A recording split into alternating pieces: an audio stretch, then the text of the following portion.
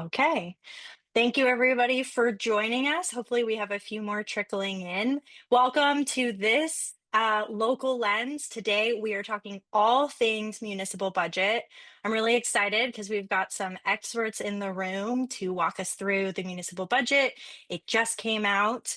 But before we talk about that, we are going to go through group agreements. You might be familiar with these. Our group agreements for the local lens space is that this is a space for learning and conversation among members of community councils and the public. The goal of these sessions is to dive deep into various governmental structures within the municipality of Anchorage.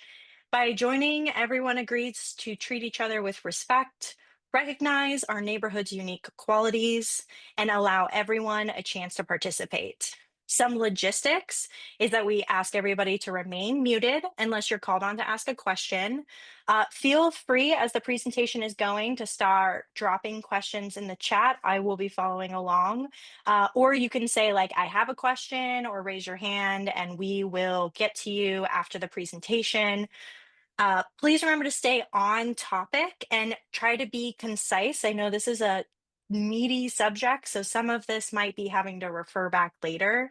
And be considerate of the time. We do have a hard out of 7 o'clock tonight, so we're going to try and get through as much as possible and answer everyone's questions. And with that, I'm going to introduce the first of our presenters who is going to get us started. Assemblymember Anna Brawley. Thank you so much for being here. And how are we starting this? Where are we going? Yeah, thank you. So if you go to the next slide, I will be the first of three speakers tonight, and we'll talk all about the Muni budget. So I am a co-chair of our Assembly Budget and Finance Committee. I'll be speaking not just about our process, but kind of stepping back. Why do we budget? What are the big things going on in our budget, not just this year, but long term? And then I'll turn it over to the real budget expert in the room, who is Ona Brause, our Office of Management and Budget Director, who works for the mayor's office and is really one of the key folks, along with her team, who puts together the budget. And then lastly, we'll have Mr. Ian Mills, who is the chair of our Budget Advisory Commission, and also is an economist by training. So he can talk more about how you can get involved as a citizen, what the BAC does, and all of the above. So we'll go to the next slide. We'll move quickly, and then we'll get through. So first, let's talk about why we budget and how that's decided. Next slide, please. So, why should we care about the municipal budget? Well, I think besides wanting to know, where your property taxes go, this is what really affects our daily lives. Things from snow removal and the quality of our roads to emergency service to all the fun stuff, libraries, playgrounds, parks, and trails. All of that gets paid for, and we have to make sure we pay for it through our city budget. You've probably heard before, a budget is a reflection of the values and vision and priorities of our community. So, what we fund is what's important to us, and even when times are tight, finding that money to fund what's important is what we've had to do. This also keeps our really large, complex, spread out organization functioning smoothly. I think if you think of the city like it's a company, right? There's lots of divisions, there's lots of staff, and it's a really complex operation. And Ona can talk more about that from the OMB side. So next slide, please. So what's in our municipal budget? We'll get more into the numbers and kind of what we're looking at, especially for this next year. But just at a high level, we've got our operating budget. That's really our core services. So things like fire, police, parks, roads, health, and then all the folks who provide those services. Then we have our capital budget. So a lot for us, that's a lot of bonds, things that we vote on or that voters decide what to fund. We also get grants. And sometimes, not as much as we used to, we get money from the state and federal governments that also helps pay for things, especially physical things, vehicles, buildings, roads, that kind of thing. But it can be for other things as well. We also have, just to make it more complicated, enterprises and utilities. So things like our port, solid waste services, our water and wastewater utility, a whole bunch of other things that are actually part of the city, but they run on their own budgets. They have their own rates, and they are not paid for by general government. And then lastly, we have a whole bunch of what's called dedicated taxes. Often these are dedicated in our charter. So it isn't just somebody's idea where they go. It was something voters approved. So we've got a bed tax with the breakdown there, 4% each to three different areas for a total of 12%. We have an alcohol tax. We have a marijuana tax that goes to early childhood, what we call the ACE fund. And then we also have some special tax levies, the things that paid for body cams, the things that pay for some emergency service tech, our snow fleet vehicles. Thanks again to voters to approve that this year. So there's a lot of things in there. Next slide, please. So capital projects, let's dig in on that for a moment. We'll get more into the operating budget in a little bit. So on our capital projects, we don't come up with them randomly. We have what's called our capital improvement plan. And those who are involved in community councils will know the CIP, with a P is in pretty. I'm trying to think of a word. So that's a 6-year plan. So it's really a rolling list of projects, not just for this year, but thinking ahead to future years, making sure that we're always planning ahead for what we need. And then within that, we've got each year, we've got the CIB, B as in boy, the capital improvement budget. So that's really what we look at for this year for 2026. We're going to look at what should go on the bond, what we're going to ask the state, and what other funding sources are out there for those projects. So again, community councils are very familiar with the CIP. There's a survey that asks you to prioritize your projects every spring. That is what directly feeds into these other documents that I mentioned. But I'll also mention, we'll come back to this point, state and federal funding has really dropped off. And so a lot of the way we pay for capital projects now is voter approved bonds. Plus, we do get federal and state money for some transportation projects. So that's really one of our challenges that we'll keep working on. Next slide, please. This graphic is one that our legislative services team put together, working with actually a former OMB director, and it's called The Color of Money. It's really looking at, and you could do one of these with expenditures as well, but this one's looking at revenue. Where does our revenue come from? So the size of the box is about proportionate to the size of the revenue we get. So you'll see on the bottom left there, we have property taxes. That makes up a big chunk of our budget. And that's not just for the city budget, it's also for schools. We'll come back to that as well. And you'll see a little key right at the top there. So the dark blue is our local money. The yellow is fees, things that pay for themselves. We get a little bit of state money, some investment funds from our savings accounts, and then special taxes. And so you can see really, it gives you a good idea of where most of our money is coming from. And it's from property taxes that I pay, that homeowners pay, and also renters pay in the cost of their rent. Unless the landlord's given them a great deal. But as far as I know, most people are paying those taxes directly or indirectly. Next slide, please. So why do we pay so much in property tax, and why are we using so much property tax for our city budget? One of the biggest answers to that is state investments have been shrinking. So just we wind back the clock to the 1980s, about 40 years or so ago, state grants to the muni were paying about $2 out of $5 of our operating revenue, 42%, and our local property taxes were about 36%. So just think about that. That's peak oil. We were getting a lot of money flowing through. We built all those Project 80s. But most people, I think, don't realize how much of state money was paying for local government. And that's not just true in Anchorage. That's been true in most cities around the state.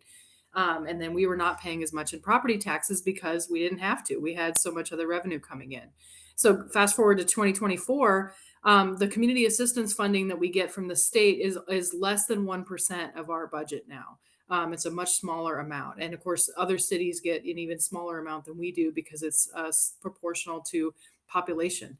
In contrast, our property taxes are about 58%. Almost $3 and $5 are paying for city government with our property taxes. And that's because over time we had the choice as we lost this revenue. Do we cut a bunch of services? Do we stop maintaining roads? Do we close parks? Well, we said voters don't want that. They want these high quality services. And so as a result, our property taxes have continued to creep up because it's a tough thing. If you remember the debate every year about cutting the flowers right at the downtown, and people get upset about that. That's one tiny part of our budget. But if you think about kind of the impacts that we would have with much larger cuts, it becomes a really tough conversation. And we've just got a lot more to maintain. We've built a lot of things in the last 40 years. So that boils down to the muni in the last 10 years alone has gotten about 700 million less in state money compared to the 10 years before it. And that's about 100 million less for operations and 600 million less for capital. So that is all dollars that we would have used back in the day to build our city, maintain our city, and operate our city. And we just don't have that money anymore. Uh, so next slide, please. So what does this mean for local services? Well, we are actually in really good shape. We balance our budgets. We always pass a balanced budget every year because we have to. We had to spend a lot of money to deal with a COVID-19 pandemic a few years ago, but we were able to get almost all of that back from FEMA, the Federal Emergency Management Agency. And we've had a few smaller sources of revenue through marijuana and alcohol tax that are helping pay for things. But we're also really doing more with less. So you'll see if you look again, looking at back in the 80s versus now, and if you adjust for inflation, we're talking about actually about the same budget, a little bit higher, 629 million if you adjust for this year's dollars, but fewer residents. And so if you do the math on that, you divide the total budget by the number of residents, we're spending about $750 less per capita. And that's not inherently good or bad, but it means that for the amount of maintenance that we need to do and the rising costs for providing services, that's a challenge. So basically, who's paying our costs? They've shifted from the state to our local residents, and that's even just to try to maintain the same level of service. Next slide, please. We just got a couple more to go through. One of the biggest questions we get, and I should have said too, this is really a surface level. We could talk for an hour probably about each of the topics on this slide, but we don't have the time for that. So we want to just introduce these things. MOA spending on homelessness, that is a big question that we get. And really the answer is that we've spent a fair amount of money, but not for that long. So a lot of the money that we got was really COVID relief money. That last bullet, we got 50 million that helped us get new housing online. Another 27 million or so went to rent and mortgage assistance. And before that, we were really not spending that much on shelter, on any homeless services. And so, about 6 or 7% of that has been local funding, and a bunch of it has been from alcohol tax, which is also local funding plus visitors. But really, a lot of the money, those big numbers that you see, are federal money that really helped keep people off the street and housed during the pandemic. Next slide. What about school funding? I mentioned that is a big part of our property tax bill. So all the slides you're going to see about our government, our general government operating our capital, are not the school money, but that is a very important part of our budget. So about 45% of our taxes go to the school district. And it's important to know that the assembly votes on the budget for the school district, but is not the ones who create that budget. That is the job of the school board. And any kind of line item changes are made, including any cuts that have to be made, are made by the school board. And so the assembly has always strongly supported our school district and supported funding to the full maximum that we're allowed to under state law. But a lot of those tough decisions are not ones that we have to make. They're really with the school board. So just to mention, that is a big part of your tax bill, but why it's not being shown here. Next slide, please. We'll just run through a couple process. How do you get involved? We're in the middle of our budget process right now. So you'll see on the screen there, we're just after our first work session, and then we've got 2 public hearings coming up on the budget at our assembly meeting. So October 21st and November 4th. And if we're all on track, we're going to be voting on the budget November 18th. So if you have thoughts, if you have ideas, something you want to see more of or less of, or you want to just get your input in, I would email. You can testify at our meetings, and also, speak to your assembly members. Next slide, please. So again, these are your opportunities to get involved. And then you can also watch not just all of our meetings, but also the work sessions. If you do want a deep dive and you want a walkthrough of every department's budget, what's changing, what the challenges are, all of those things, you can find them online. And with that, I think I'm at the end of my section. Or one more slide. Yes. Okay. So now I'm going to turn it over to, again, our resident budget expert, the Office of Management and Budget Director, Ona Brause. She has had many roles at the municipality, but most recently is in charge of dealing with a very complex budget. So go ahead, Ona. Thank you, Vice Chair Brawley, and everybody for joining us tonight.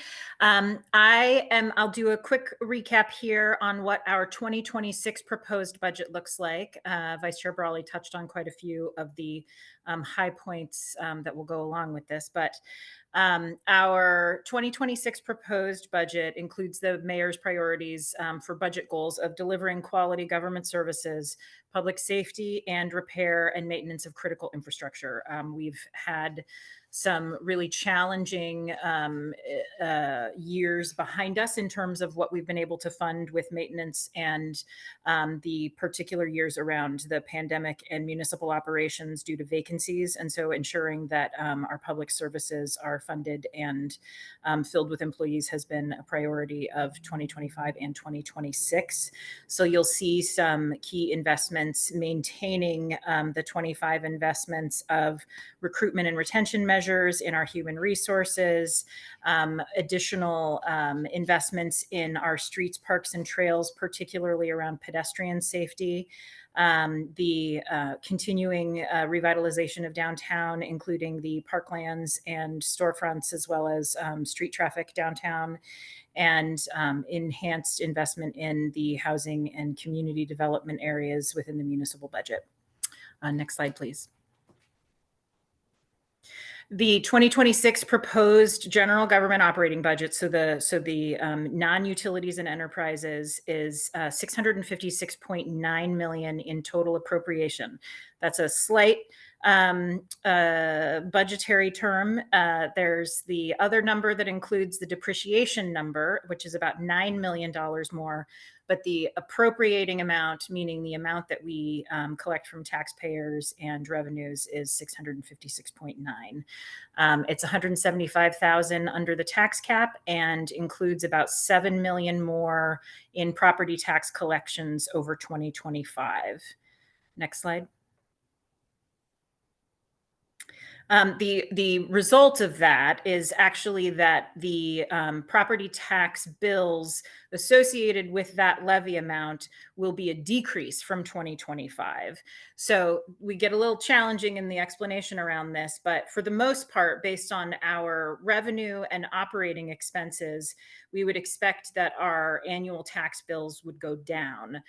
The challenge there is making sure that if the assessment of any property goes up while the property tax levy is staying flat, you will still see a corresponding increase, but the overall levy rate is lower than 2025. And this is the breakdown of all of our operating expenses by department. So you can see our appropriation, our budget total, which is 666.2 million. That includes the depreciation amount associated with the 9.3 million you see there on the screen. But ultimately, this is the ranked list of our departments and their operating budgets. And you can see that the top 4 departments total about 60% of our municipal operating total. So we have police, fire, maintenance and operations, which is roads, streets, and facility maintenance, as well as our debt service, including TANs, that references tax anticipation notes. But our debt service, meaning the amount of money that we have to pay on approved bonds and other voter approved debt, is about 63 million on an annual basis. So when we break all of that down, next slide, please. We see that the revenue sources for the municipality of 666.2 million are broken down, as Member Brawley mentioned, into about 58-59% property tax revenues, and the others are sort of spread out into very considerably smaller amounts in terms of what we get for revenue.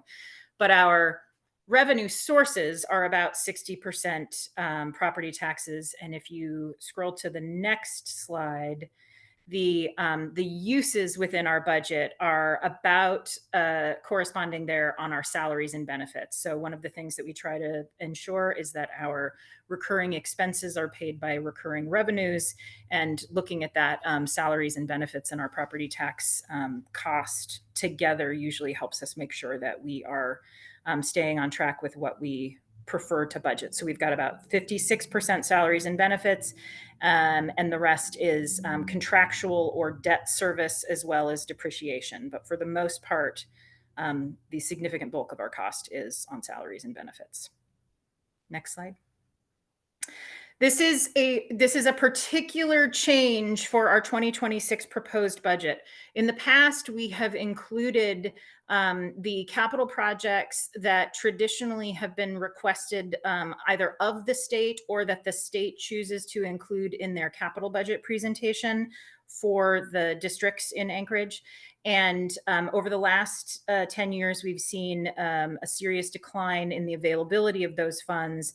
And in conversations over the last few years, essentially the district specific funding has been identified as unavailable in terms of flowing revenue into the community. So in the past, this state column in our capital budget has reflected requests that will be made of the state or requests that are expected to be funded by the state. But the 2026 proposed budget does not reflect those numbers because we have not seen that revenue coming in from the state. So in terms of showing numbers that actually reflect the activity of the community and what the work plans are, this state revenue column will reflect actual projects requested of the state as part of the municipal legislative program or other departmental activities. So that'll be a difference from how budgets have been presented in the past. Next slide. This is the breakdown of the capital budget proposal. Member Brawley spoke about the way this revenue is collected and the projects that it is spent on. So those tend to be our road and traffic improvements, our facilities, parks and rec, libraries, senior centers, fire safety panels, things like that. In the past, we would reflect our bond package as well as the state revenue expected, federal revenue expected, and any other funding sources. And so far, our 2026 proposed budget includes the federal commitment and the other commitment, as well as our proposed bond package, but does not include any known state revenue. And this is similar to a point that Vice Chair Brawley made about the operating budget spend over time. Historically, the municipality, when adjusted for constant 2025 dollars, our budget spending is relatively flat on both the public safety and non-public safety side once you get into the last 15 plus years. This is sort of a reflection of the nature of our system and essentially doing what it was intended to do, which is to retain spending based on inflation adjustments only. And this is the operating expenditures per capita with those same operating dollars. So over time, our operating budget, when adjusted for inflation, is flat. Next slide. And I think we have hand up, but also Ian Mills is the chair of our Budget Advisory Commission, and we get to spend a lot of time working with him and the commission on community engagement and what the conversation for that commission looks like and what kinds of recommendations the commission should be making towards our elected officials and the administration. And he's going to tell us how that all works. Thank you, Director Brause. Perfect. Next slide. That's the slide. The Budget Advisory Commission, for those of you who are not familiar, is a citizen commission appointed by the mayor and the assembly, the purpose of which is to consult with the elected officials at various muni organizations about the budget and fiscal matters. We, really enjoy taking part in discussions and participating in those processes. From time to time, we publish resolutions which maybe suggest changes or commend the administration for the work that they're always putting into these topics. We meet monthly, and our meetings are open to the public for attendance, virtually or in person. More information about that later. Next slide. One of the things that I was asked to sort of touch on is why it's important for members of the community to care or to be involved in this process. I think now, maybe more than usual, the context around our muni finances is shifting. That, there was Director Brause and Vice Chair Brawley talked a lot about the changes in state and federal support to the city, but also we have shifting demographics internally. Our sources of revenue are changing. Things like exemptions on property taxes, which are required by the state, are affecting the muni's ability to collect the taxes from different parts of town. Additionally, local leaders, the mayor, the assembly, are actively involved or actively fostering discussions about what our longer term plan looks like, what our revenue picture looks like, and they're really seeking input from the public. So I think this is a unique opportunity to be involved when people are asking for ideas. And participation from a broader base of the public is more ideas is better. The elected officials, people on the commission can't think of everything. The more people we have involved, the better the outcomes are likely to be. Next slide. The next thing that I wanted to briefly touch on was how one reads the budget. If you've been on the Muni's website, the budget is hundreds of pages. It's extremely detailed and complex because of the scale of our community and the scale of the administration. What I tend to do is start with the budget overview, which is actually the third section. It gives a brief pass through the budget. On page, yeah, it's very useful. Typically, I then skip to the revenues section, which provides sort of an overview of the revenues, many of which were already touched on in this forum, but it provides some additional detail. On page 6 of that section, revenues, there's a list of all the sources of revenue from every possible permutation that the Muni is expecting to receive in the next year. You can see how complicated it is, how many different sources there are. After that, I typically jump to Appendix A, which is similar, but for department costs. It shows which departments, the levels of department budgets and where those monies are going, supplies, travel, salaries, and benefits. And it really gives you a picture of what the departments are spending money on. The next stop that I always make is the fiscal program, which is related to the capital improvement plan. In some ways, it's sort of the 6-year outlook on where the Muni expects to be going with fiscal matters. Another resource I would recommend to people on this is the 120-day memo, so named because of when it comes out, which the mayor's office publishes every year. And this is a great resource to understand the administration's priorities for the upcoming year. The 4-page summary at the beginning of that memo is in plain English. It's very easy to understand for a layperson. And then Appendix A, which is only 1 page, which is great, shows the projected revenue in the year according to the mayor's proposals. And Appendix B, which is also, also 1 page, shows how the property tax cap and budget is calculated, which is very informative, and it shows you how the sausage is made on that one. Pardon me. Excuse me. Next slide. I did want to take the opportunity to plug the Budget Advisory Commission here. We have 11 seats, we have 11 seats which are meant to be occupied by members of the public. Currently, 3 of them are vacant. We had 2 new faces appointed at the last assembly meeting. Thank you, Vice Chair Brawley, and all the members of the assembly for doing that, and the mayor's administration who vets those appointments. We meet monthly on the 2nd Thursday. It's a great way to stay up to date on municipal finances and be involved in conversations about how the money is spent, what it's being spent on, and stay really plugged into the process. We get presentations every month from the mayor's office, the assembly, OMB, usually from Director Brause, and from the school district. We also get monthly presentations from various things. It could be something like property taxes or road maintenance or the treasury. I find it fascinating, just my opinion. If that sounds interesting to you, I invite you to click the link that Claire put in the chat to apply or learn more. You can also reach out to me.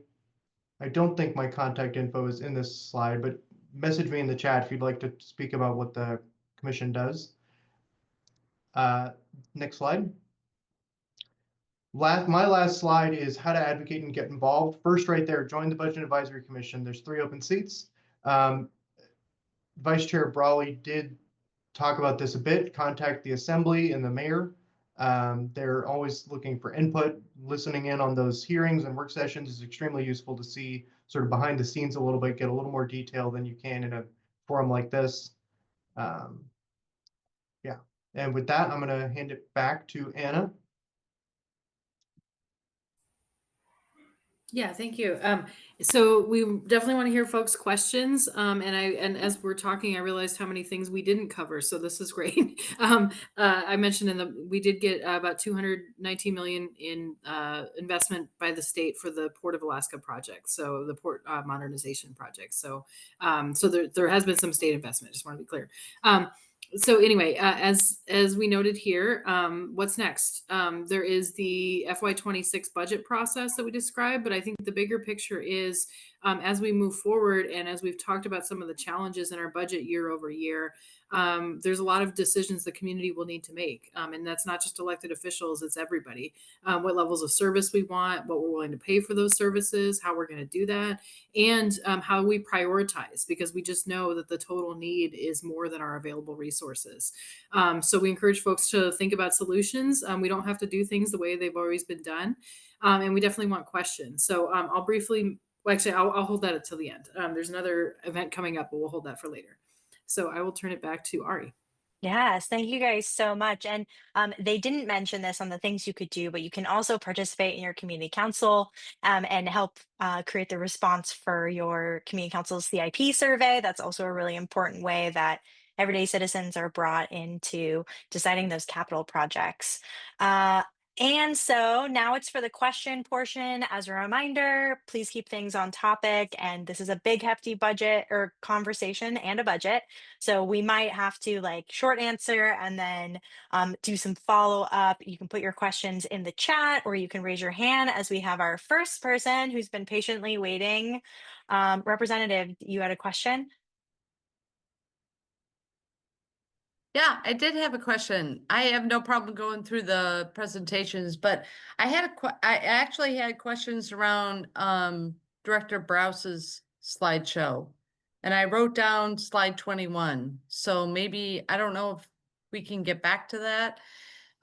So on this slide, like what is this telling us? The fire, is this only capital expenses, or because what I understand is there's been a contract signed with the fire department, which pretty big increase for the fire department. So can you guys explain kind of what this slide shows us?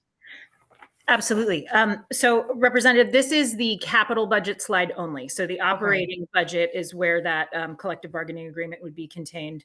So this was just a specific visual reference to the fact that that capital budget change is happening as part of the 2026 proposed. But otherwise, this dollar amount slide is actually from last year's budget. So from last year's. Okay. Right. So you see out to the left Yeah. side, it says capital summary from 2025. It's just a direct reflection of how the 25 budget book looked versus the 26 budget won't include those state requests unless they've been incorporated into the legislative program. Okay, and so Director Brause, can you tell me what the impact of the new contract signed with the fire department, the union with the fire, how's that impacting the municipality? When I looked at, like, the slides were going fast, but it looked like fire and police take a large portion of a lot of our expenses. They do. And so the police and fire budgets, I think, are about 40%. Yeah, if we scroll, there we go. Right here, you can see the police budget is 149 million and the fire budget is about 128 million. And so that 128 million in the proposed operating budget incorporates that collective bargaining agreement and the costs associated with it. So it's part of the operating budget proposal. Okay, thank you. Yeah. Anybody else have any questions? Love to open it to the floor. I do have a small question, just as somebody who's not a budget wonk, which is, what is debt service? I think I got lost on what debt service is. Why are we paying for that? It seems like a big portion of the budget. It is a big portion of the budget, and debt service is essentially the amount of money that we have to pay on a recurring basis for the cost of borrowing money to pay for our capital projects.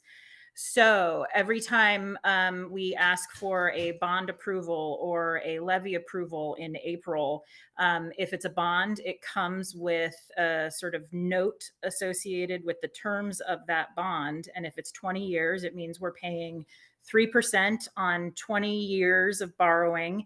And so that debt service accrues over time. It's why the question of how much debt are we retiring every year is important to see if that is a number that sort of replaces itself. The interesting thing about this debt service number is that I've been looking at the municipal budget for about 10 plus years now, and this is the first year that maintenance and operations is actually third on the list as opposed to fourth on the list, because it usually goes police, fire, debt service, maintenance and operations. And so our debt service number is lower than it has been during our proposed budget process, but that may change as part of our revised budget process in the springtime when we actually do additional voter approved O&M. But it means that our operational costs for maintenance and operations are outpacing our debt service onboarding, which is, good or bad, depending on how you look at it. Oh, thank you. Thank you for explaining that. Yeah. Kyle, do you want to ask your question? Hi, yes, thanks everyone. So I'm the CIP committee chair for the Northeast Community Council, and I've just been in it for a few months now, still learning. But from my understanding, when we're talking about the budgets here and the capital budgets, there's no specific tracking system for the projects that we submit in the survey. I guess let me give an example. When these budgets are submitted for capital improvements, they don't necessarily pull specific projects from these surveys we submit. It's more, you're just telling us how much money is available for capital projects, and then that money will get decided by the department what projects get action on, if that makes sense. Is that you inquiring if that's what I think happens during the capital?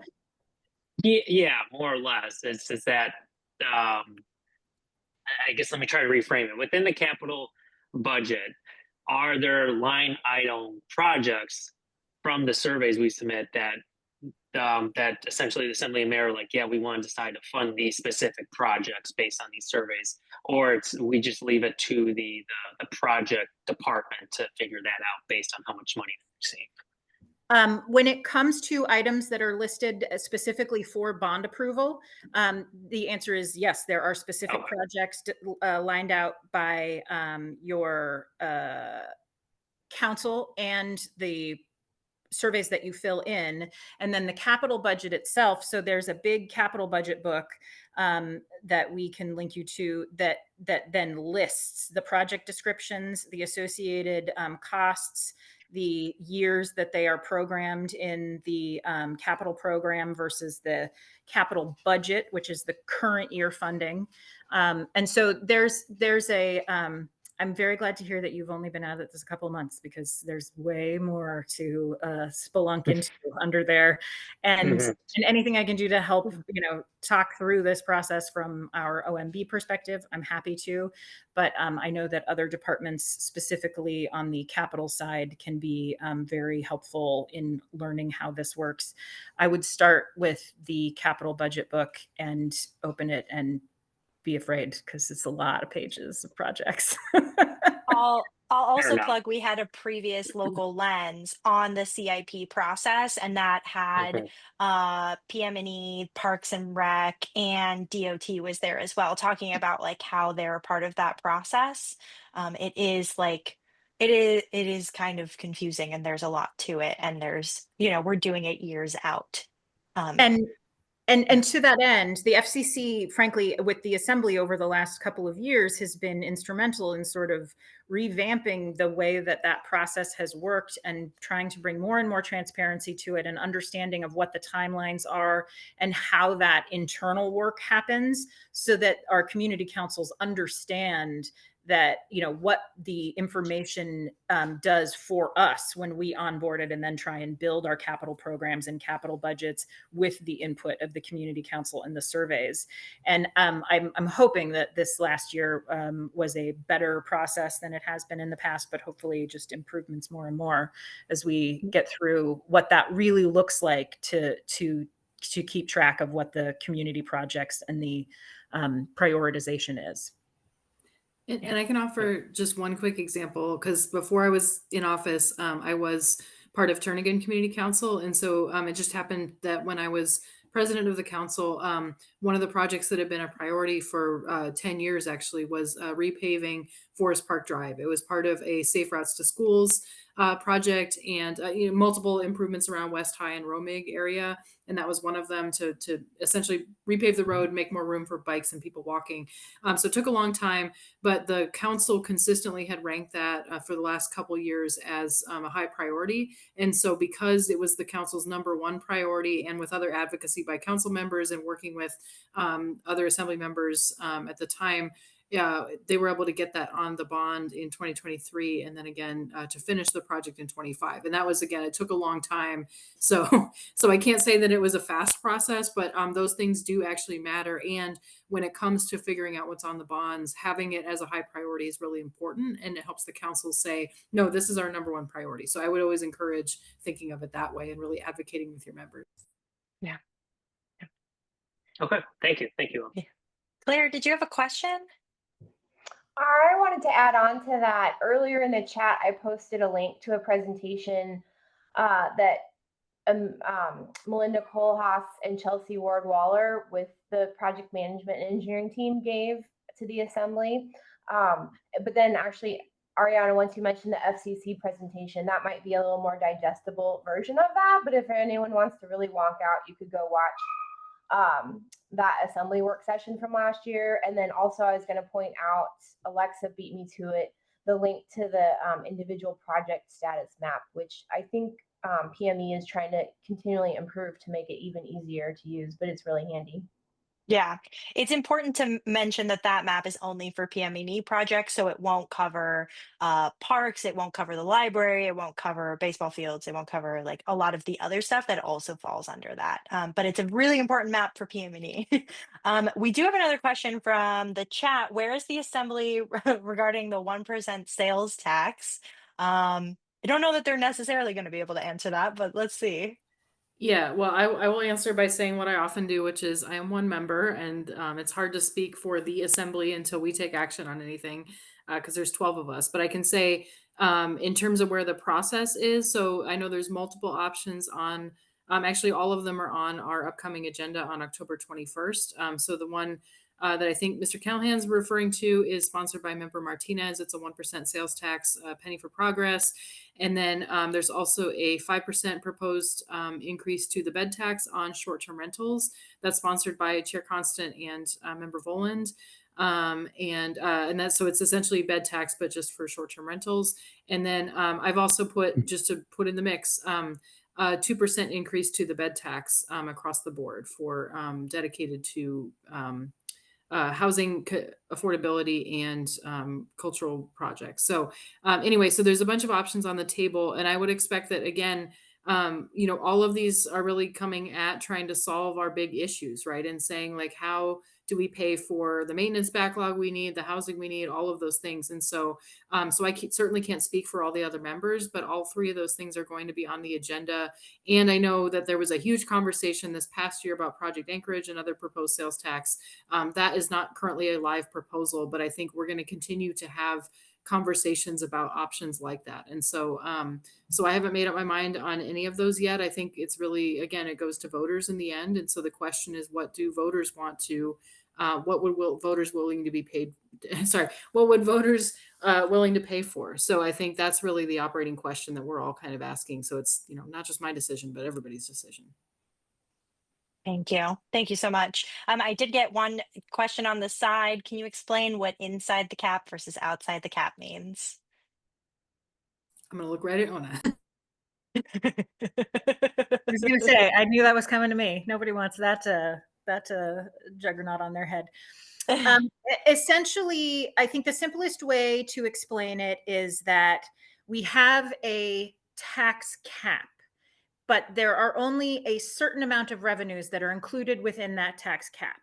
And there are, I believe, 6 items, if I can find my list, I always forget them exactly, of what is included, what taxes are included under the cap. Essentially, it's used as a mechanism to say, this tax cap enables us to only tax on these 6 revenues to this level on an annual basis. And on an annual basis, those items are formulaically put in and taken out based on their budget and their actual revenues, and also the CPI or inflation adjustment, a new construction adjustment, and our population adjustment. There are other sort of small levers within there, but those are the major ones.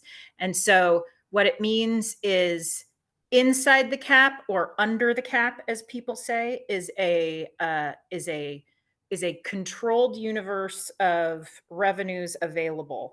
Things that are outside the cap mean that they don't have that same inflationary restriction on them. And most likely they are very small dollar revenues within our existing revenue stream. In the past, the revenues outside the cap that really sort of made a difference to our operating and capital budgets are the bed taxes, state and federal revenues, and any other grant sources that are coming in. And so as those 3 items that have been the bulk of our outside the cap revenue change and shift, we have to sort of accommodate to determine what our inside the cap revenue will allow us to keep and maintain. And I think of those 3 things, the bed tax has grown exponentially and has been performing very well. State revenues have declined, and as well as federal revenues overall have declined. So the question is, where does the balance come on the outside the cap revenues, since the inside the cap revenues have always essentially had the same sort of formula restriction? I don't know if that's clear enough. Can I try one? Yeah, Ian does very well at this.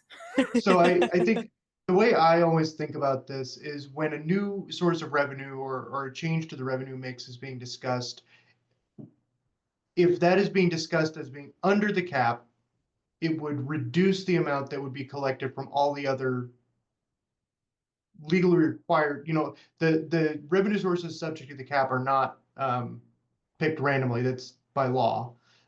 So when we add a new source of revenue under the cap doesn't move. It just changes where the revenue is coming from. When we add a new source of revenue outside the cap, that increases the muni's ability to collect taxes in total, but the cap stays the same. It's just that we've approved another layer on top of that limit, which would give us new revenue as opposed to a revenue shift. And the fuel tax, I believe, is the most recent under the cap sort of substantive shift away from property taxes. That was, I think, introduced in 2017, 2018, specifically as a new revenue under the cap to diversify and shift the burden from property taxpayers to a different payer universe in terms of the people who pay at the pump as opposed to paying on their property tax bills. So there's a fixed universe and an expansive universe outside the cap, I think, is, a more narrative way. And I'll just give one other brief example too. So if you remember back in 2016, voters were asked, do you want to approve a 5% sales tax on marijuana products? And so that went into effect. That used to be under the cap. So basically that $5 million or whatever it was back then was offsetting a tiny, tiny part of property tax. Because remember how big the property tax piece was in that graphic. But then in 2023, voters also said, you know what, we're going to keep that tax, but we want to dedicate the revenue. So in the charter, it says it can only be used for XYZ purposes. In this case, early childhood or early child education and childcare. And so what happened was that money was actually moved out from under the cap. And so in the year that it went into effect, and it was part of the ballot language that the cap was reduced by $1 million to say, like, okay, we know this is going to increase other taxes. And so we wanted to offset that a little bit. And so it actually moved from one to the other. And both of those took voter approval, again, because they're changing the charter and because it's a sales tax. And so, so those things can also change over time. That's one example. Thank you. Thank you. Representative, you have another question, and anybody who's asked a question, don't be afraid to come back with more. Yeah, I had actually two questions. One was, so we're talking about the fuel tax, but do EV vehicles contribute to that tax because they don't take any fuel? So is there any fee or anything that helps contribute to road improvements when you're driving an EV vehicle?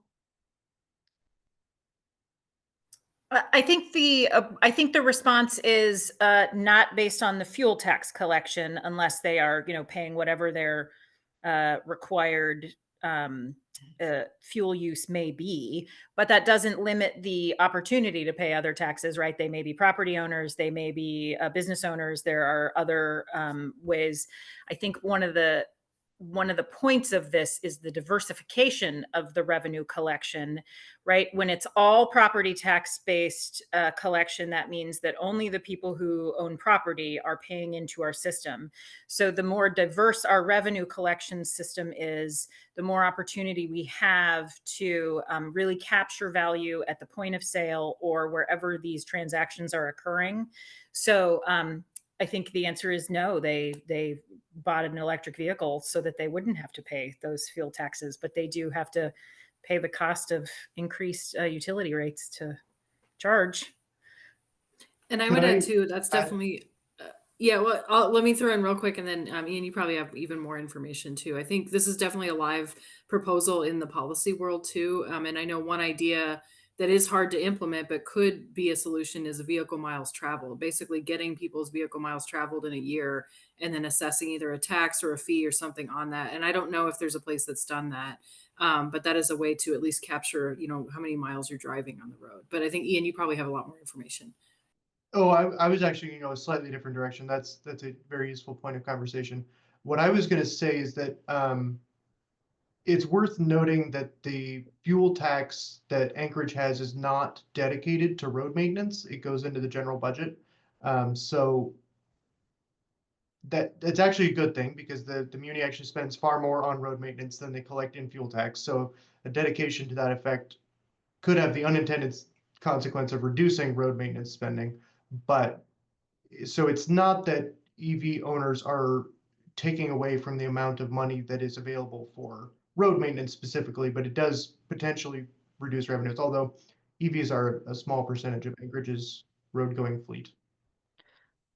Yeah, but if I'm a property owner and I'm paying property taxes and I have an EV vehicle, which EV vehicles tend to be heavier and harder on the road, they're not paying the fuel tax is all I'm saying. They're not paying the tax to if the municipality doesn't want to use that money for roads, that's unfortunate, but that's what normal people think. They think they pay taxes on their fuel to help improve roads, but the EV vehicles aren't doing that. Thank you, Representative. I do want to give Alexa a chance to ask a question because she hasn't had one yet.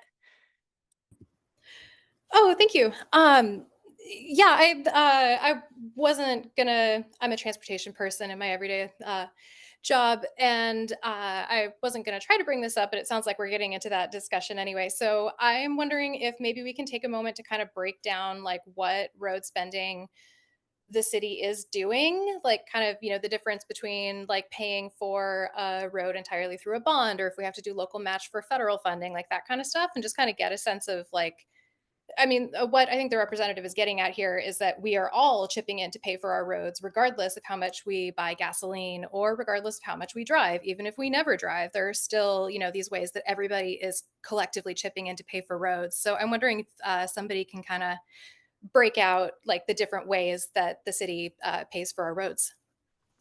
And I just want to jump in.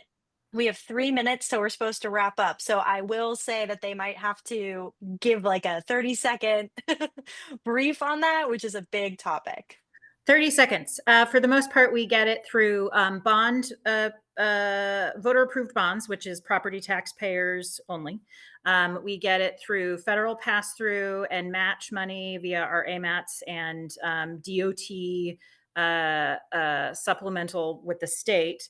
But for the most part, our fuel tax revenue is about $14 million on an annual basis.